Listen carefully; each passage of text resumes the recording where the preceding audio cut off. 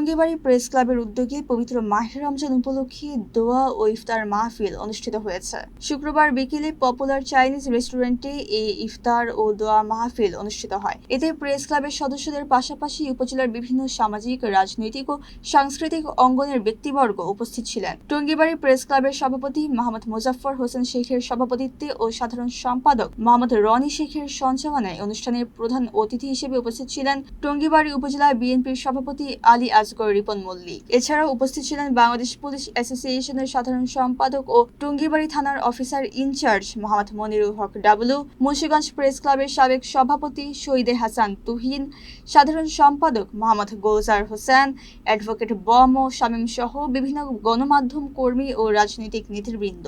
আলোচনায় বক্তারা বলেন, সাংবাদিকরা সমাজের দর্পণ হিসেবে সত্য ও ন্যায়ের পক্ষে কাজ করে যাচ্ছেন এবং সমাজের অসঙ্গতি তুলে ধরে মানুষের অধিকার প্রতিষ্ঠায় গুরুত্বপূর্ণ ভূমিকা রাখছেন। এ ধরনের আয়োজন সাংবাদিকদের মধ্যে সৌহার্দ্য ও ঐক্যকে আরও সুদৃঢ় করবে। ইফতারের আগে দেশ, জাতি ও মুসলিম উম্মাহর শান্তি, সমৃদ্ধি ও কল্যাণ কামনায় বিশেষ দোয়া ও মোনাজাত পরিচালনা করা হয়। পরে সবাই একসঙ্গে ইফতার করেন।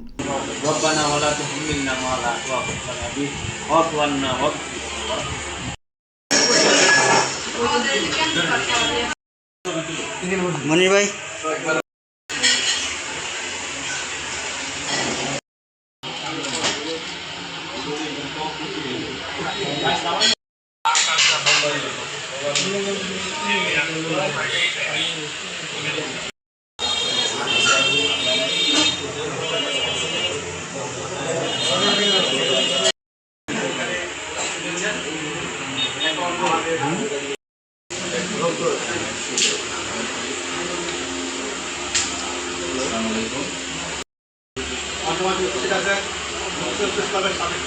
সভাপতি শহীদ হাসান তুহিন, মাথামাজ উপস্থিত আছেন